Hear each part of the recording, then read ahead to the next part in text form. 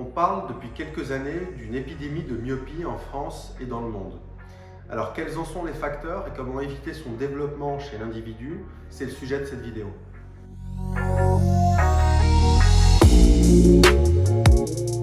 Il existe deux grands types de myopie. La première, c'est la myopie naturelle ou héréditaire. Elle est déterminée à la fin de la croissance de l'œil à 6 ou 7 ans. Et elle est conditionnée par finalement le rapport entre la longueur de cet œil et sa puissance. Donc l'œil myope est un œil trop puissant par rapport à sa longueur ou trop long par rapport à sa puissance. Et finalement, cet œil-là, quand il regarde en vision éloignée, au lieu d'avoir l'image qui se forme sur l'écran de l'œil, qui est la rétine, l'image se forme en avant. Et donc, elle est floue sur la rétine. L'œil seul ne peut pas corriger ce défaut visuel. Et cela nécessite de le corriger avec des lunettes ou des lentilles de contact en tout cas.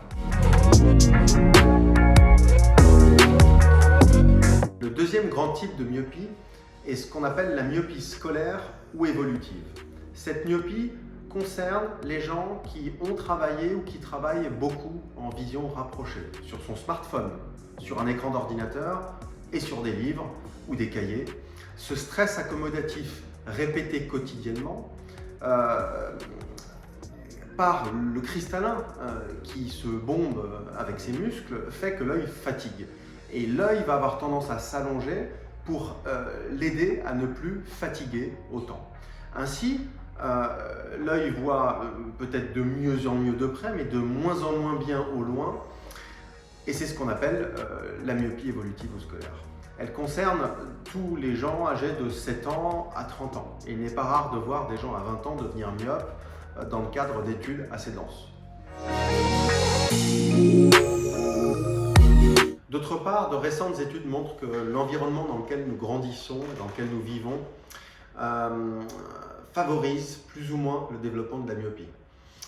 En effet, des citadins qui dès le matin se lèvent et voient à travers leur fenêtre un immeuble en face d'eux, que les yeux veulent voir net, ont tendance à moins désaccommoder que quelqu'un qui vit à la campagne ou au bord de la mer et a la possibilité de voir à l'horizon. La deuxième chose, c'est la lumière que nous utilisons. La lumière artificielle apparaît comme un facteur de développement de la myopie, au contraire de la lumière naturelle. Il existe plusieurs solutions pour freiner le développement de la myopie.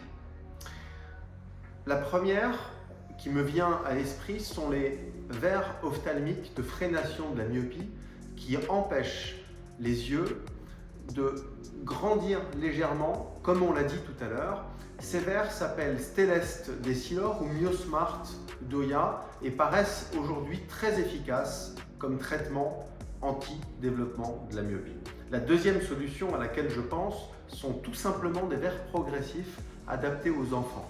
L'addition mise dans le bas du verre ophtalmique permet à l'enfant de soulager complètement son accommodation. Combiné avec l'aide évidemment d'un médecin ophtalmologiste à des gouttes d'atropine très faiblement dosées, les résultats peuvent être remarquables. Je vous invite donc évidemment à vous rapprocher de votre médecin ophtalmologiste et de lui en parler.